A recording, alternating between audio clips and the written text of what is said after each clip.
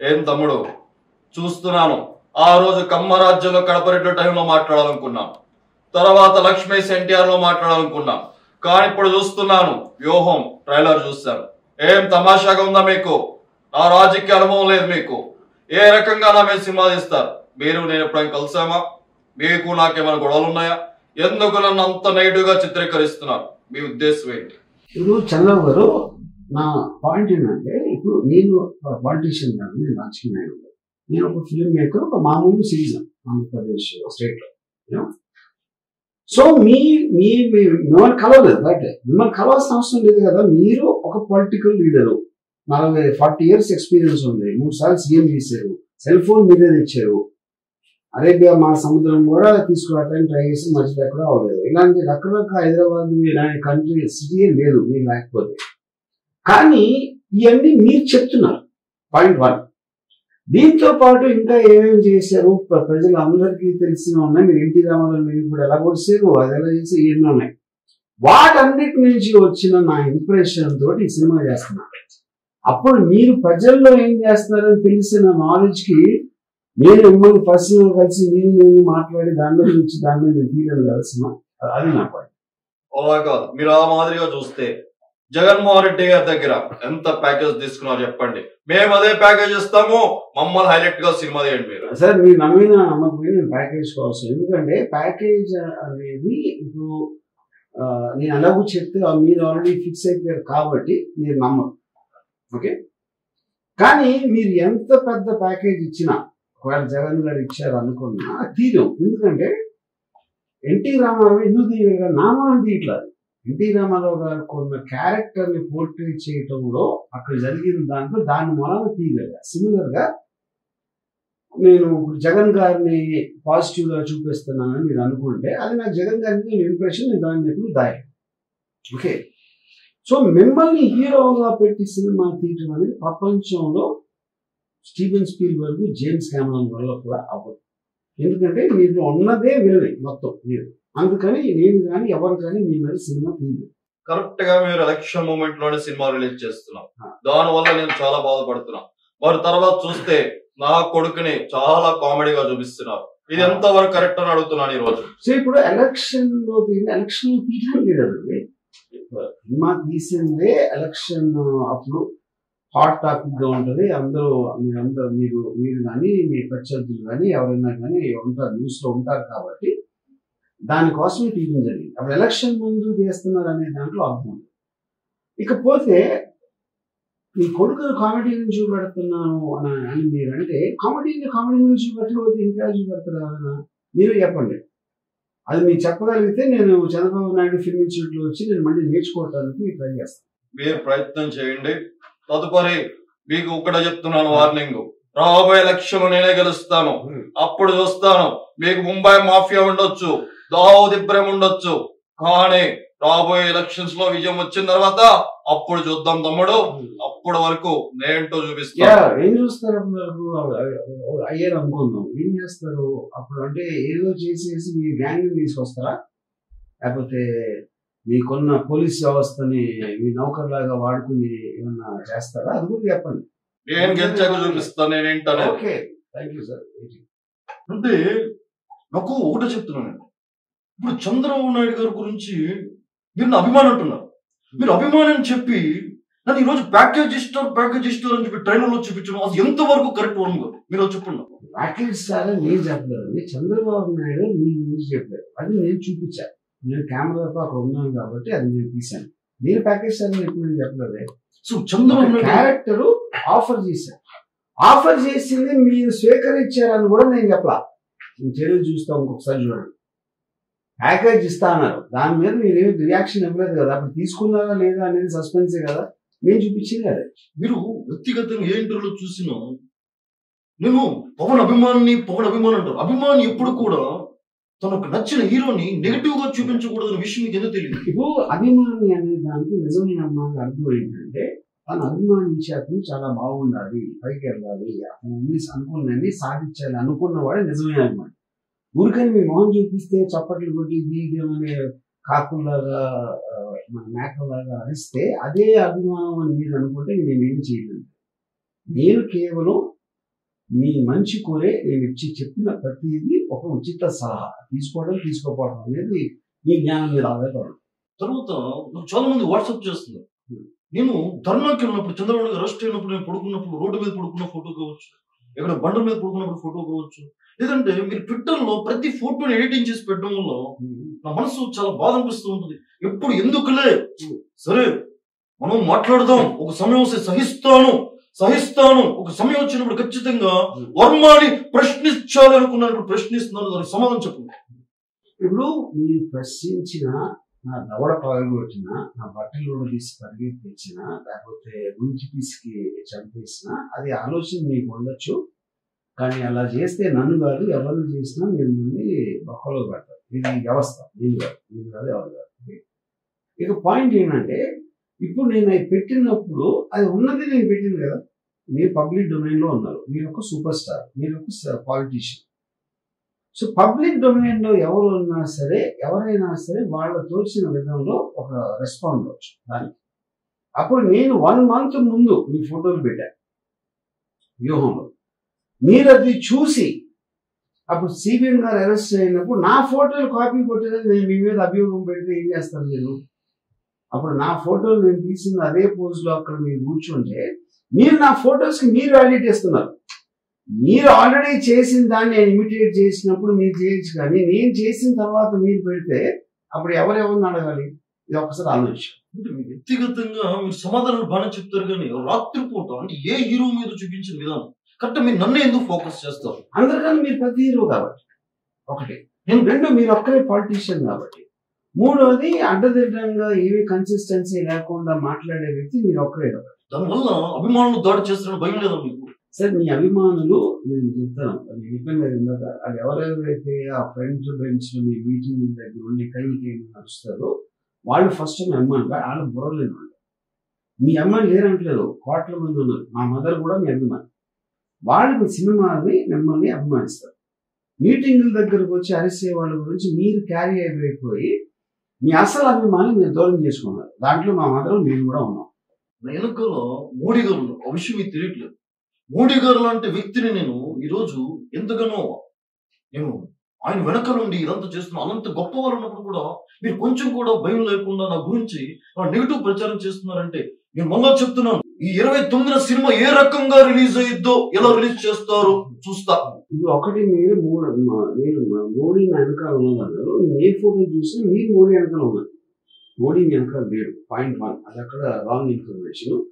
Second point, ఇది చేస్తా అది చేస్తా మీరు చెప్తానే ఉన్నారు. ఎవరినో బట్టలు ఇప్పిస్తా, లేకపోతే చొడి చేస్తా, చంపేస్తా అని మీరు పొద్దున్న లెగిస్తే పదబ్బాలు పలుకుతూనే ఉంటారు. అది ఎంతవరకు ఒక్కటి కూడా దాని నుంచి రాలేదు.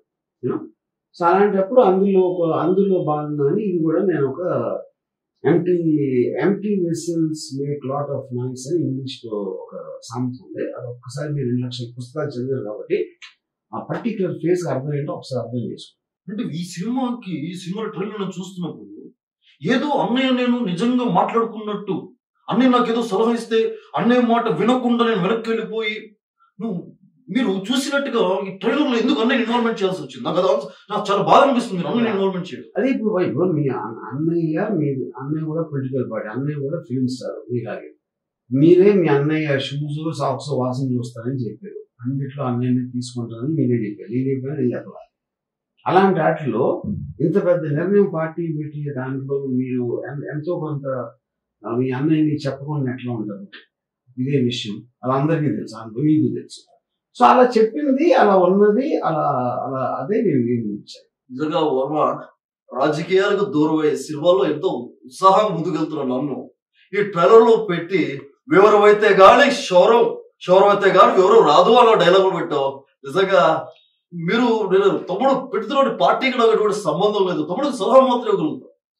మీరు అలా చూపించడం నిజంగా నాకు చాలా ఆశ్చర్యంగా ఉంది. ఎందుకు మీరు అలా చూపించారు? అదే పాయింట్ అండి. చిన్న వైపు నేను చెప్పేది అప్పుడు చిన్న విషయం. ఇప్పుడు మీరు ఒకే ఇంట్లో వచ్చి అంత అనుబంధాలు ఉన్న అన్నదమ్ములు అని అందరికీ కథ వినిపించి మీరు స్టేజ్ మీద ఫిలిం ఈవెంట్స్ లో అంత చెప్పిన తర్వాత 100% ప్రజారాజ్యం పార్టీ అనేది ఫీల్ అనేది కదా జనసేన పార్టీ పెట్టింది. ఎందుకంటే తమ్ముడుగా మిమ్మల్ని ఏమి అనలేక ఆయన ఇంకో పార్టీ పెట్టుకున్నాడు.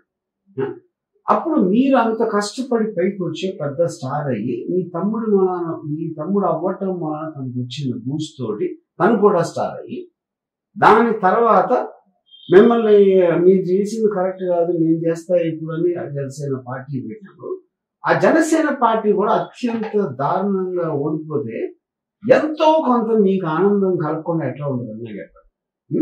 మనిషి అన్నవాడుకి ఉండకుండా ఉంటుందా అనేది అది ఊహించి నేను చేశాను. అది మీరు అనుండొచ్చు, బయట అనుండొచ్చు, లోపల అనుకుండొచ్చు, ఇంట్లో జరిగి ఉండొచ్చు. సినిమా అనేది ఇంటర్ప్రిటేషన్. గాంధీ కస్తూర్బాతో గాంధీ సినిమా తీస్తే గాంధీ కస్తూర్బా బెడ్ ఏం ఆడుకున్నారు డైరెక్ట్గా ఎట్లా తెలుస్తుంది? ఏ సినిమా అయినా కూడా ఇంటర్ప్రిటేషన్. వాస్తవానికి మీరు మొత్తం దగ్గరుండి చూస్తున్నట్టు మొత్తం విన్నట్టుగా మీరు చిత్రీకరణలో అల్లు అరవింద్ కూడా పక్కన పెట్టడం నిజంగా చాలా బాధ అనిపిస్తుంది. అల్లు అరవింద్ ఎందుకు పెట్టాల్సి వచ్చింది అంటే ఆయన కూడా మీ ఇంట్లో ఇంపార్టెంట్ పర్సన్ కాబట్టి మనకి అల్లు అరవింద్ గారు ఫిల్మ్స్ జానీ ఆ టైం నుంచి దానికి ఉన్న వాళ్ళిద్దరికి ఉన్న అభిప్రాయం చాలా సార్లు ఇండైరెక్ట్ గా కూడా పవన్ కళ్యాణ్ చెప్పడం జరిగింది. అందరికీ తెలిసిన ఒక విషయం ఏంటి, మీరు పవన్ కళ్యాణ్ కన్నా ఎక్కువ అల్లు అరవింద్ గారికి ఎక్కువ క్లోజ్. అలాంటప్పుడు మీ ఇద్దరు పవన్ కళ్యాణ్ గురించి వెనకాల మాట్లాడుకోవడం అనేది సహజమే కదా, అది నేను చూపించాను. చూశారు కదా వర్మ, ఈ సినిమాలో నన్ను పెట్టలేదు, లాస్ట్ సినిమాలో నన్ను బాగా పెట్టావు, జ్యోతిని బాగా చూపించావు, నన్ను బాగా చూపించావు. ఇప్పుడు వ్యూహం సినిమాలో జనాలందరూ కామెడీ ఎక్స్పెక్టేషన్ చేస్తున్నారు కదా, ఈ సినిమాలో నేను ఉన్నానా లేదా, నా పాత్ర తీసావా, క్లారిటీ చెప్పేసి. కామెడియన్ లొకేషన్ ఒక కొత్త యాక్టర్ అంటే అందుకని ఈ సినిమాలో మీ క్యారెక్టర్ పెట్టాల అంటే లోకేష్ అంటే పప్పు అంటారు, అతనేనా? మీకు తెలుసు కదా, అందుకని వీడియో చేపిస్తారు కదా. అంటే మీరు ఏం చెప్పరు అంటే ఈ సినిమాలో నేను లేను 191 దేశాలు తిరిగాను. ఈ ఎలక్షన్ లో కూడా నేను క్యాంపెయిన్ చేయబోతాను నెక్స్ట్ ఏపీలో. మీరు నన్ను పెట్టాలి కదా, పెట్టే కదా అక్కడ జనాలు చూసి కామెడీ చూసేది, ఎందుకు పెట్టలేదు? నేను అదే చెప్తున్నాను, సినిమాలో కామెడీ అనేది ఇంపార్టెంట్, కానీ మీకన్నా బెటర్ కామెడియన్ నాకు దొరికాడు కాబట్టి ఈ సినిమాలో మిమ్మల్ని పెట్టలేదు. కానీ అతి త్వరలో వేరే సినిమా తీయబోతున్నా, దాంట్లో మీరే మెయిన్ హీరో. ఆ బయోగ్రఫీ తీయాలని ఎప్పటి నుంచో అడుగుతున్నా. వ్యూహం తర్వాత మళ్ళీ శబ్దం తీసేస్తున్నారు, నా శబ్దాల గురించి ఎప్పుడు తీస్తారని అడుగుతున్నాను. అంటే మీరు మాట్లాడుతున్నారు, మీరు నెక్స్ట్ టైం ఎప్పుడు అన్ని చోట్ల ఎలక్షన్ పోటీ చేస్తారో ఏ సంవత్సరం ఎప్పుడైనా అయితే ఆ రోజున ఉట్టి మీరు ఒక్కరే ఉంటారు, ఏకపాత్ర మీ మీద వస్తున్నారు సార్. తప్పకుండా కావాలంటే జ్యోతి కూడా యాక్ట్ చేస్తుంది, మంచి జ్యోతి యాక్టింగ్. ఇప్పుడు చాలా మంది మొన్న కమరాజ్యంలో కడప రెడ్డిలు తీశారు, అందులో నా క్యారెక్టర్ అన్ని క్యారెక్టర్ కంటే బాగా హైలైట్ అయింది. జనాలు కూడా వ్యూహం 29 రిలీజ్ అవుతుంది కదా, ఆ కమెడియన్ తో పాటు లోకేష్ అనే పాత్రతో పాటు పాల్ పాత్ర కూడా పెట్టుంటే బాగుండేదని జనాల ఎక్స్పెక్టేషన్. పాటలను పెట్టారా సినిమాలో? జనాలు ఎక్స్పెక్ట్ చేస్తున్నారని మీరు అనుకుంటున్నారండి. ఎందుకంటే మీకు వచ్చిన చోట ఓట్ల నంబర్ చూస్తేనే అలాంటి క్రౌడ్ జనాలు అని ఎవరు అందరండి. లక్షల్లో ఉంటే జనాలు అంటారు. 2000, 3000 ఓట్లు వచ్చిన మీరు జనాల ఎక్స్పెక్టేషన్ అంటే ఆ జనాల కామెడీయా మీరు కామెడీ అన్నమాట. సర్వే జన సుఖినో భవంతు, సర్వజనులు సంతోషంగా ఉండాలని నాన్నగారు ఆశీస్సులతో ఈ రోజు పార్టీని స్థాపించి ఎంతో విజయవంతంగా ముందుకెళ్తున్న సమయంలో వర్మ, అటు నా అల్లుడిని అలాగే బావగారిని నేను ప్రతిసారి నీతో చర్చించాలనుకున్నా, కలిసినప్పుడు బాగానే మాట్లాడతాం, కానీ కరెక్ట్ గా ప్రతి ఎలక్షన్ మూమెంట్ లో మొన్న బావగారు జైలుకి వెళ్ళి వయసు పెద్దవైన ఎన్నో ఇబ్బంది పడి వచ్చారు. ఇప్పుడు ఈ చిత్రంలో మళ్ళా ఆయన అలా చూపించడం, అల్లుడిని అలా చూపించడం, నా పిల్లల బాధపడడం, ఇవన్నీ అవసరమా తెలుగు పరిశ్రమలో? అవసరం కనుక చేశాను కదండి. అది టోటల్ దాంట్లో మీరు చెప్పిన అందించిన దాంట్లో నా టార్గెట్ నేను ఎందుకు తీసాను అన్న దాన్ని ఆబ్జెక్టివ్స్ రీచ్ అవ్వడానికి నేను చేశాను. మీరేమో అంత పెద్ద కుటుంబంలో ఎన్టీ రామారావు గారి కొడుకు మీరు చేసి అక్కడ ఆ టైంలో మీరు మీ ఓన్ ఫాదర్కి మీరు వెన్నుపోటు పొడిసిన వాళ్ళతో మీరు చేరి అవన్నీ చేసి దాని తర్వాత అన్ని సంవత్సరాలు అయ్యాక మీరు ఆహా ఛానల్లో దానికి జస్టిఫికేషన్ ఇవ్వడానికి కూడా మీరు సీరియల్గా ట్రై చేస్తే, నా ఉద్దేశంలో మార్వలిస్టిక్ గా మాట్లాడితే రియలిస్టిక్ గా కాకుండా అది మీరు ఇంకా పెద్ద వెనుకబడి పొడిచారు సీరియల్ గా కన్నా ఎక్కువ మీ ఫాదర్ అని నా ఉద్దేశం. అంటే తెలుగు చలనచిత్ర పరిశ్రమలో ఎంతో మంది ఉన్నారు, అందరి మీద తీయకుండా కేవలం అంటే ఒక బాలకృష్ణ ఉన్నారు అనే భయం లేదా మీకు? నాకు ఎవరి మీద భయం లేదండి. నేనంటే నేను కూడా భయపడను. దాని తర్వాత నాకు అది. సో పాయింట్ అది ఇప్పుడు నేను మీకు సినిమా తీయను, మీరు నాకు చేయరు, నాకు అది లేదు. ఇంకా పర్సనల్ గా నేను ఒక సిటిజన్ గా నా ఒపీనియన్ చెప్తున్నాను సినిమా. కేవలం ఎందుకు బావగారిని మాత్రమే టార్గెట్ చేయాల్సినటువంటి పరిస్థితి? చాలా రాజకీయ నాయకులు ఉన్నారు, ఎన్నో ఉన్నాయి. నేను కూడా పార్టీలో కీలకమైనటువంటి వ్యక్తిగా ఉన్నాను. అలాగే ఆయన అల్లుడు పాదయాత్ర చేస్తున్నాను. ఈ వ్యూహం ట్రైలర్ లో మొత్తం అల్లుడు జంతుకులు తిన్నట్టుగా అది చిత్రీకరించడం, తర్వాత బావగారిని అన్ని ఎందుకు తెలుగు పరిశ్రమ అంటేనే మన ఇద్దరు ఒక అన్న తమ్ముళ్ళలాగా కళ్ళమ్మతని బిడ్డలాగా ఉండాలి. ఏ డైరెక్టర్ చేయని పని కేవలం మీరు మాత్రమే చేస్తున్నారంటే అది తెలుగు సినీ పరిశ్రమలో ఎంతవరకు సమన్వయం? ఇప్పుడు మీరే పవన్ కళ్యాణ్ గారికి వచ్చే వాళ్ళు ఆలోచన అంటారు, మీరే లేదా బ్రెడ్ వేరు బ్రీడ్ వేరు మీరే అంటారు. సెగ్రిగేషన్ చేసినంత ఫస్ట్ మీరు ఫస్ట్ ఆఫ్ ఆల్. దాని తర్వాత తెలుగు ఇండస్ట్రీ అంతా కళామ తల్లి అంటే మీనింగ్ లేదు, పాయింట్ 1. దాని తర్వాత జంతికల జ్యోతి అంటున్నా చూపిస్తున్న అల్లుడిని అంటే నేను చెప్పాను అది లొకేషన్ మీరు అట్లా మీరు అనుకుంటే మీకు తెలుసు కాబట్టి. మీరు ఎందుకు అనుకుంటున్నారు? కానీ ఎప్పుడు తింటా ఉంటాం, మీరు చూశారు కాబట్టి మీరు ఇన్ఫర్ చేస్తారు. అప్పుడు అది మిమ్మల్ని మీరు ప్రశ్నించుకోవాల్సిన ప్రశ్న నన్ను అడగటం. చివరిగా సూటి ప్రశ్న, ఎందుకు చంద్రబాబు అంటే ఇష్టం లేదు, ఎందుకు జగన్మోహన్ రెడ్డి అంటే మాత్రం ఇష్టం? ఎందుకు మీరు జగన్మోహన్ రెడ్డికి మిగతా ఇప్పటికీ చాలా చిత్రాలు లక్ష్మీ ఎన్టీఆర్ ఆ సమయంలో కూడా చాలా ఆవేశపడినటువంటి సందర్భం, మరలా ఇప్పుడు ఇది ఎందుకు దీనికి క్లియర్ ఆన్సర్ అండి. December 29th మీరు ఏదైనా మీకు చాలా విలువైన సమయంలో 2 గంటలు కేటాయించి వ్యూహం సినిమా చూస్తే మీకు క్లియర్ కట్ సమాధానం చేస్తాను. సరే, నేను కూడా పెద్ద బడా నిర్మాతలు నేనే ఒక ఎన్టీఆర్ ఆర్ట్స్ తరపు నుంచి మీకు ఇస్తాను. నాన్నగారి మీద ఒక అద్భుతమైన బయోపిక్ తీయండి. రాజశేఖర రెడ్డి గారు చేసిన తప్పు ప్రచారం అలా ఎందుకు కేవలం వైఎస్ కుటుంబాన్ని మాత్రమే హైలైట్ చేస్తూ సినిమాలు తీయడం, నాన్నగారి చరిత్రను చెప్పలేకపోవడం, బావగారిని నడిపించడం ఎందుకు? వర్మ గారు చాలా ఆవేశంతో అడుగుతున్నా మిమ్మల్ని. డెఫినెట్ గా మంచి ఐడియా అండి. అప్పుడు మీరు చంద్రబాబుతో కలిసి మీ ఇద్దరూ కలిసి మీ ఫాదర్ని ఎలా వెన్నుపోటుకొచ్చారు అనే ఒక దాని మీద చాలా డీటెయిల్ గా సినిమా తీయడానికి మంచి డ్రామా ఉంటుంది. అది మీరే ప్రొడ్యూస్ చేస్తానంటే నాకు ఏమాత్రం అభ్యంతరం. ఏదైనప్పుడు కూడా 29న సినిమా ఏ రకంగా రిలీజ్ చేస్తారో, ఏ రకంగా థియేటర్లో అవుతే నా తెలుగు తమ్ముడు సత్తా ఏంటో, నందమూరి అభిమానుల యొక్క సత్తా ఏంటో చూపించే సమయం నాకు వచ్చింది, బావగారికి వచ్చింది. అలాగే నా తమ్ముడు కళ్యాణ్ అభిమానులు కూడా అందరూ చూస్తారు. 29న మీరు ఒక్కలే, మేము ముగ్గురు. మీ వైపు జగన్మోహన్ రెడ్డి ఉండొచ్చు, ఎవరైనా ఉండొచ్చు, ఆర్జీవి ఎంతైనా ఉండొచ్చు, కానీ ముగ్గురు కలిస్తే ఏ రకంగా థియేటర్లో ఆడతారో రిలీజ్ చేస్తారో మేము చూస్తాం. ఇప్పుడు రజనీకాంత్ సినిమా చూస్తుంటారు, సినిమా ఒకటే సింగిల్ గా వస్తుంది. అలాగా మీరు ముగ్గురు వస్తున్నారు, నేను సింగిల్ గా వస్తున్నా, అలాగే జగన్ కూడా సింగిల్ గా వస్తున్నారు. అంటే మీరంటే వెనకాల జగన్, నాకు తెలిసి ఇదంతా వెనకాల. నాకు వెనకాల ముందు ఎవరు ఉండరండి. ఎందుక అన్నట్టు ఎవరు వెనకాల అది ఉండాల్సి, మీరు అందరూ పక్క పక్కన అంటారు, ఒకటి కనిపించరు, ఒకటి మాయమైపోతారు, ఒకటి మళ్ళీ తర్వాత వస్తారు. అంత ఇన్కన్సిస్టెన్సీ ఉన్న గ్రూప్ కి నేను ఫస్ట్ నుంచి నేను ఒకదాని మీద నిలబడుతున్నాను. నాకు జగన్ గారు అంటే ఒక మంచి ఇంప్రెషన్ ఉంది, సిబిఎన్ మీద లేదు, దాన్ని నేను ఎప్పుడు మార్చలేదు. మీరు సిబిఎన్ అంటే ఇది అది, లోకేష్ అంటే అది అని ఒక టైంలో గ్రూపులు ఇచ్చారు, ఇప్పుడేమో వాళ్ళ లాంటి మనుషులు లేరు అంటున్నారు. అది మీరు ఆలోచించాల్సిన విషయం. సరే, 29లో చూద్దాం. సై అంటే సై, ఎవరు గెలుస్తారో, ఏ రకంగా ఒకవేళ సెన్సార్ వాళ్ళు సమయం మీకు ఇచ్చిన 29న థియేటర్కి వచ్చిన, థియేటర్కి జనాలు రావాలి, ఆ థియేటర్ లో సినిమా పడాలి. అప్పటి వరకు సమస్తం యుద్ధానికి సిద్ధంగా మేము ఉన్నాము, మీరు కూడా సిద్ధంగా ఉండండి. ఇప్పుడు డైలాగ్ చెప్పడానికి అఖండ కాదు, లెజెండ్ కాదు, ఇది రియల్ లైఫ్. రియల్ లైఫ్ లో కూడా ఎన్నో రియల్ లైఫ్ లో హీరోలు అనేవాళ్ళు ఉండవు, వ్యవస్థ అనేది ఉంటుంది.